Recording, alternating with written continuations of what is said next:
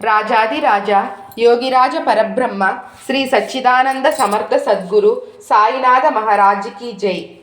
సదానింబ వృక్షస్య మూలాదివాసాత్ సుధాస్రావినం తిక్తమప్యప్రియంతం తరుం కల్పవృక్షాదికం సాధయంతం నమామీశ్వరం సద్గురుం సాయినాథం. సదా కల్పవృక్షస్య తస్యాధి మూలే భవద్భావబుద్ధ్యా సపర్యాది సేవాం నృణాం కుర్వతాం భుక్తిముక్తి ప్రదంతం నమామీశ్వరం సద్గురుం సాయినాథం. ఓం సమర్థ సద్గురు శ్రీ సాయినాథాయ నమః. శ్రీ సాయి లీలామృతం అధ్యాయం 14 జన్మాంతర జ్ఞానం. శ్రీ సాయి వంటి సద్గురువు లభించిన ఆయన కృపతో 1-2 జన్మలలో తరించగల ధీరులెంతో అరుదు.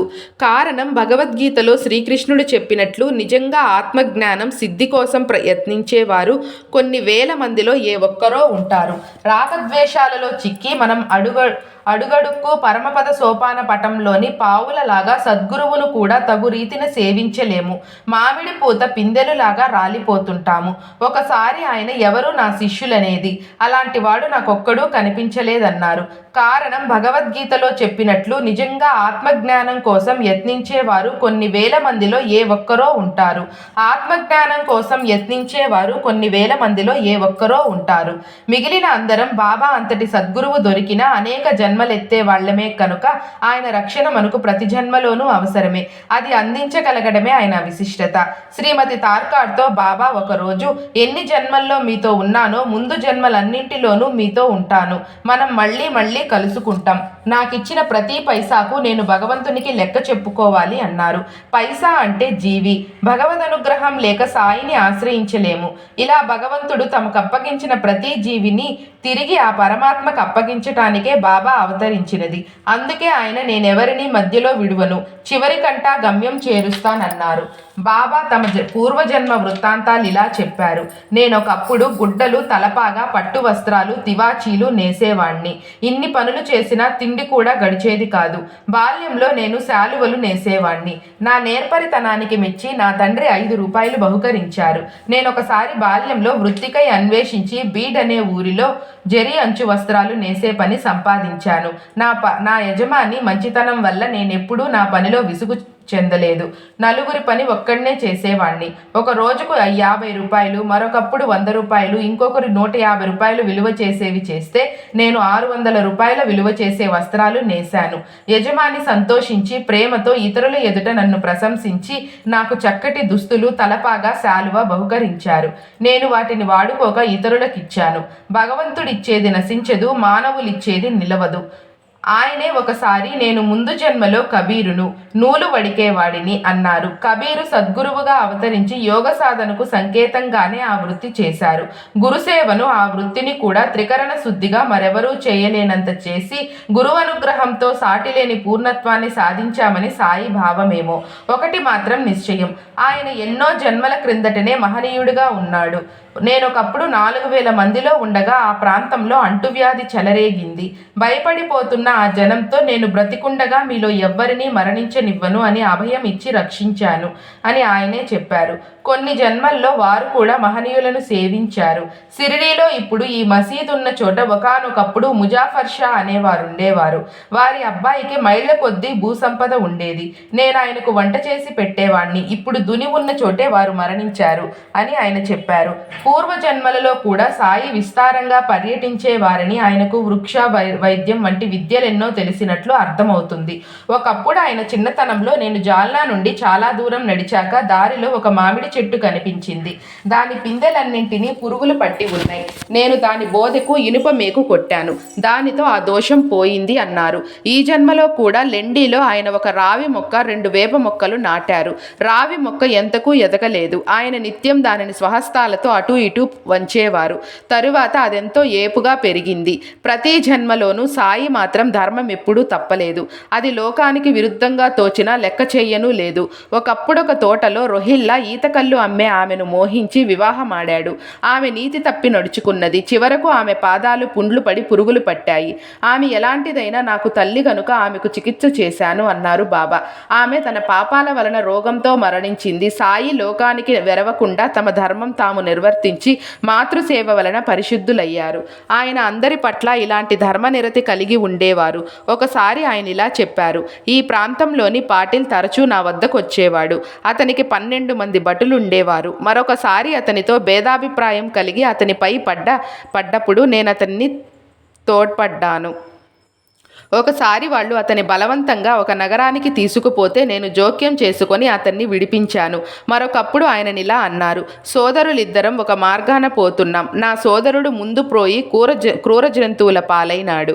5-6 వచ్చి నీ సోదరుడేడి అన్నారు. జరిగింది చెప్పి అతని శరీరం మీద వస్త్రం కప్పానని కూడా చెప్పాను.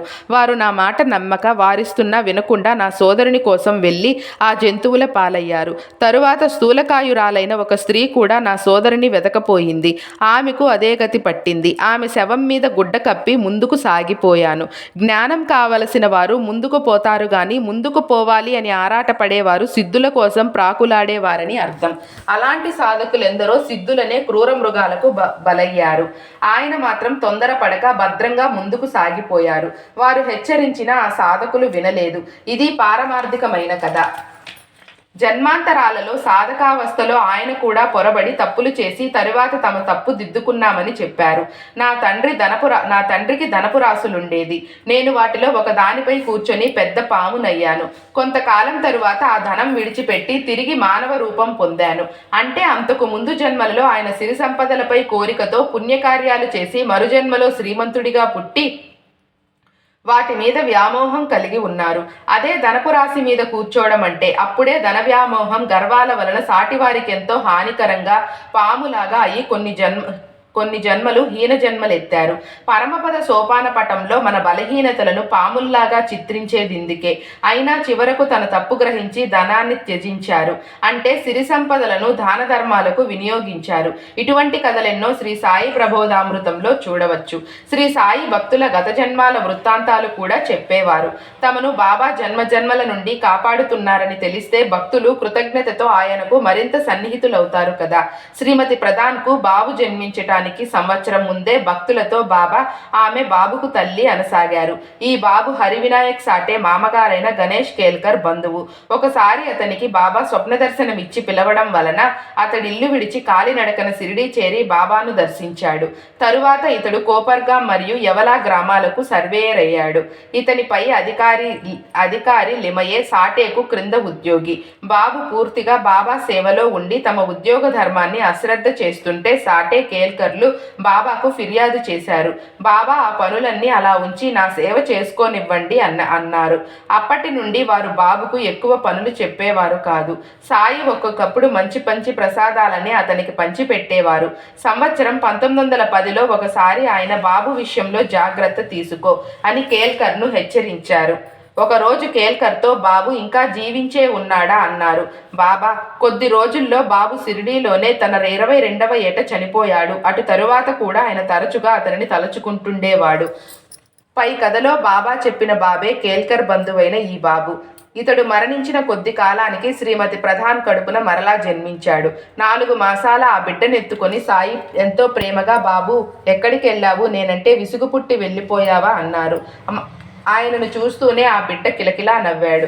మొదటిసారి షిరిడీ దర్శించిన నార్కేను శ్యామ పరిచయం చేయబోతే సాయి, వీడికి నాకు పరిచయం చేయడమా, 30 జన్మల నుండి వీడు నాకు తెలుసు అన్నారు. అలాగే తమకు రఘువీర పురంధరేతో 7 శతాబ్దాల నుండి సంబంధం ఉన్నదని చెప్పి నేనితనినెప్పుడూ మర్చిపోను. ఇతడు 2000 మైళ్ళ దూరాన ఉన్నా సరే ఇతడు లేవకుండా నేనొక్క మెతుకైనా తినను అన్నారు. బాబాను మనమంతగా గుర్తుంచుకోగలమా? ఒకప్పుడు లెండీ పక్కగా పోతున్న మంద నుండి బాబా 32 రూపాయలకు 2 మేకలు కొని తెచ్చారు. వాటి అసలు విలువ 8 రూపాయలు. సాయి మోసపోయారని శ్యామ తాత్యాలు గోల చేశారు. సాయి 4 సేర్లు పప్పులు కొని ఆ మేకలకు పెట్టి వాటిని తిరిగి ఆ మందల కాపరికి ఇచ్చేశారు. తరువాత భక్తులతో ఆయన, ఈ మేకలు పూర్వజన్మలో నా పొరిగింటి మానవులు. మొదట వారిద్దరూ ఎంతో ప్రేమగా ఉండేవారు. నన్ను కూడా ఎంతగానో ప్రేమించేవారు. తరువాత ద్వేషాలు పెంచుకొని ఒకరినొకరు చంపుకొని ఇప్పుడలా పుట్టారు. ఆ పక్కగా వెళుతూ అవి నా వంక చూసినప్పుడు వాటిపై ప్రేమ వల్ల కొంతసేపు నా వద్ద ఉంచుకొని తృప్తిగా వించాను. నా బేరం మీకు నచ్చకపోవడం వల్ల వాటిని తిరిపి పంపేశానన్నారు. అలాగే దాదా కేల్కర్, శ్యామ, కాపర్దే, దీక్షితులు తమతో పాటు తమ గురువు చెంత చిన్న వీధిలో నివసించేవారని, ఆ ప్రీతి వల్లనే తాము వీరందరినీ ఈ జన్మలో తమ చెంతన చేర్చుకున్నామని బాబా ఒకప్పుడు అన్నారు. ఒకరోజు భక్తులెందరూ నైవేద్యం ఇచ్చినా బాబా వాటిని తాకలేదు. ఇంతలో శ్రీమతి కాపర్దే మసీదు చేరి నివేదన ఇయ్యగానే బాబా దానిని వెంటనే రుచి చూసి, ఈమె పూర్వం ఒక వైశ్యుని గోవు, నాకా గోవు సమృద్ధిగా పాలిచ్చేది. తరువాత ఆమె ఒక తోటమాలి కూతురిగా జన్మించింది. ఆమెను ఒక క్షత్రియుడు పెంచాడు. ఆమె ఒక వైశ్యుని వివాహమాడింది. ఆ తరువాత బ్రాహ్మణ కులంలో జన్మించింది. ఎన్నో జన్మల తరువాత మళ్ళీ ఇప్పుడు ఈమెను చూస్తున్నాను. ఆమెకు నాపై గల ప్రేమ వల్ల ఆమె సమర్పించే ఆహారం నాకెంతో ప్రీతి అన్నారు. కళ్యాణ్ నివాసి టిఏ కార్నిక్తో, నిన్ను 2000 సంవత్సరాల నుండి ఎరుగుదును. నీవెప్పుడూ పెడబుద్ధి కోతియుక్తులు కలవాడవు అన్నారు. దుష్ట సంస్కారాలు పోవడం ఎంత కష్టమో యశ్వంతరావు గురించి, వీడు పూర్వజన్మలో పవిత్రమైన నడవడి కలవాడు. అందుకే ఇప్పుడు ఈ తల్లి గర్భాన జన్మింపజేశాను. ఇప్పటికీ ఇతనిలో మంచి గుణాలున్నాయన్నారు. ఒకసారి మసీదులో నింబారుపై నివసిస్తున్న పిచ్చుకల గురించి ఆయన, అవి గత జన్మల్లో ఇక్కడే గూడు కట్టుకున్నాయి. వాటిని ఒక పాము మృంగింది. అవి తిరిగి మళ్ళీ ఇక్కడే గూడు కట్టుకున్నాయన్నారు. సాయి ఒకప్పుడు ఇలా చెప్పారు. ఒకరోజు ఉదయం నేను అల్పాహారం చేసి కాలినడకన ఒక చిన్న నదికి వెళ్ళి స్నానం చేసి విశ్రాంతిగా కూర్చుని చిలిం సిద్ధం చేసుకుంటున్నాను. ఒక బాటసారి నమస్కరించి నా పక్కన కూర్చున్నాడు. ఇంతలో ఒక కప్ప అరుపు వినిపించింది. అదేమిటని అతనిని అడిగాడు. కప్పనొక పాము పట్టుకున్నదని, వారిద్దరూ కర్మఫలం అనుభవిస్తున్నారని చెప్పాను. అతడు చూసి వచ్చి 10-15 నిమిషాలలో ఆ పాము కప్పను మింగివేస్తుందన్నాడు. అలా జరగనివ్వను, దానిని ఎలా రక్షిస్తానో చూడు అని వాటిని సమీపించి, ఓ వీరభద్రప్ప, నీవు పాముగాను చెన్నబసప్ప కప్పగాను జన్మించిన మీ ద్వేషాలు విడవలేదా? ఇప్పుడైనా విడవండి అన్నాను. కప్పను విడిచి పాము నదిలోకి దూకింది. కప్ప పొదలలో దాక్కుంది. ఆ బాటసారి అసలు వృత్తాంతం చెప్పమంటే ఇలా చెప్పాడు. ఒకప్పుడు నేనుండే ప్రదేశానికి 5 మైళ్లలో ఒక శిథిలమైన మహాదేవుని ఆలయం ఉండేది. భక్తులు ఆలయ పునరుద్ధరణ కోసం విరాళాలు ప్రోగు చేసి స్థానికుడైన ఒక ధనికుడికి అప్పచెప్పారు. ఆ లోవి 2 సార్లు ఆ ధనం సొంతానికి వాడుకొని దొంగలెక్కలు చెప్పాడు. ఒకరోజు మహాదేవుడు అతని భార్యకు స్వప్న దర్శనమిచ్చి గర్భగుడికి కప్పు వేయిస్తే ఆమె వెచ్చించిన దానికి 100 రెట్లు ఇవ్వగలనన్నాడు అన్నాడు. ఆ లోవి, ఆ శివుడు నాకే ఎందుకు చెప్పకూడదు? ఇది కేవలం మన మధ్య స్పర్ధను కలిగించటానికి వచ్చిన పీడకల అని ఆమె మాటను త్రోసిపుచ్చాడు. అయిష్టంతో ఇచ్చిన విరాళాలు భగవంతుడు ఇష్టపడడు. భక్తితో ఎంత స్వల్పంగా ఇచ్చినా తృప్తి చెందుతాడు. ఆయన తిరిగి ఆమెకు స్వప్నంలో కనపడి, నీ భర్త మాటలు పట్టించుకోకు, నీకిష్టమైతే నీ ధనం వెచ్చించి పని జరిపించన్నారు. తన పుట్టింటి వారిచ్చిన నగలను అందుకై వెచ్చించదలిచానని ఆమె భర్తతో చెప్పింది. ఆ కుచ్చికుడు 1000 రూపాయల విలువగల ఆ నగలు తీసుకొని అందుకు బదులుగా ఒక పేదరాలు 200 రూపాయలకు తనకు తాకట్టు పెట్టిన ఒక ఊసర క్షేత్రాన్ని దేవుడి పేరబెట్టి దానిని పూజారికి అప్పగించాడు. కొద్ది కాలానికి వారింటి మీద పిడుగుపడి భార్యాభర్తలు మరణించారు. మరుజన్మల్లో ఆ లోబి మధురలో వీరభద్రప్ప అనే బ్రాహ్మణుడిగా జన్మించాడు. అతని భార్య ఆలయ పూజారి కూతురు గౌరీగాను, భూమిని తాకట్టు పెట్టిన పేదరాలు ఆలయ ధర్మకర్త కొడుకైన చెన్నబసప్పగాను జన్మించారు. ఆ పూజారి నా భక్తుడు యుక్త వయస్కురాలైన గౌరీకి వరాన్వేషణ చేస్తున్నాడు. సమయానికి వరుడు తనకై తానే రాగలడని నేను చెప్పినట్లే వీరభద్రప్ప వచ్చాడు. అతడికి ధనాశ పోలేదు. అదృష్టవశాత్తు ఆ దేవుడి మాన్యం 1 లక్షకు, అంటే గత జన్మలో ఆమె దేవుడికిచ్చిన నగలకు 100 రెట్ల విలువకు అమ్మకమైంది. ఆ ధనం కోసం తగవు పడి అందరూ నాతో సంప్రదించారు. నేను ఆ ఆస్తి దేవుడిదని, వారసురాలైన గౌరీ అనుమతి లేకుండా దానినేమీ చెయ్యరాదని, ఆమె భర్తకి ఎట్టి హక్కు లేదని చెప్పాను. నేను గౌరీని మంచి చేసుకొని ఆస్తిని చేర్చించుకో చూస్తున్నానని వీరభద్రప్ప నన్ను నిందించాడు. నేను భగవంతుణ్ణి స్మరించి ఊరుకున్నాను.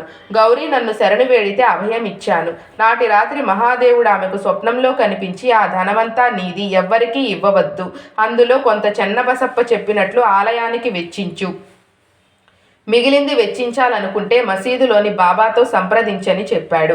ఆమె నన్ను అడిగినప్పుడు అసలు మొత్తాన్ని ఆమె నుంచుకోమని, వడ్డీలో సగం చెన్నబసప్పకివ్వమని, అందులో వీరభద్రప్పకి ఎట్టి ప్రసక్తి లేదని చెప్పాను. ఇంతలో వీరభద్రప్ప చెన్నబసప్పను చంపుతానని బెదిరించాడు. అతడు భయపడి నన్ను శరణు వేడాడు.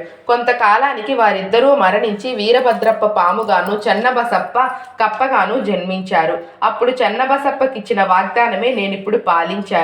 భగవంతుడు తన భక్తుడైన ఇతన్ని కాపాడటానికే నన్నిక్కడకు పంపాడు. ఆ వృత్తాంతం ఒక గొప్ప సూక్ష్మాన్ని తెలుపుతుంది. మానవులు చేసిన కర్మలే కాదు, భావాలు కూడా మరుజన్మలకు కారణమవుతాయి. అందుకే సాటి మనిషిని పనికిమాలిన వాడా అని తిట్టినా కూడా నరకం వస్తుందని క్రీస్తు చెప్పాడు. సాటి వారిని పరోక్షంగా నిందించడం పాపమని సాయి బోధించిన మరొక సంఘటన ఇంతకు ముందు గమనించాము. అందుకే మానవుడు సాత్విక భావాలను అలవర్చుకొని అసుర భావాలను తొలగించుకోవటం ఆధ్యాత్మిక జీవితానికి అంతటికీ పునాదిగా చెప్పింది భగవద్గీత. ఓం సమర్థ సద్గురు శ్రీ సాయినాథాయ నమః. శ్రీ సాయి లీలామృతం అధ్యాయం 14 సమాప్తం. మీకు గనుక నా వీడియో నచ్చినట్లయితే ప్లీజ్ నా వీడియోని లైక్ చేయండి, షేర్ చేయండి, కమెంట్ చేయండి. అలానే నా ఛానల్ని సబ్స్క్రైబ్ చేసుకోవడం వల్ల ఇటువంటి మంచి మంచి వీడియోస్ని మీకు చూడటానికి అవకాశం ఉంటుంది. Thank you. జై సాయిరామ్.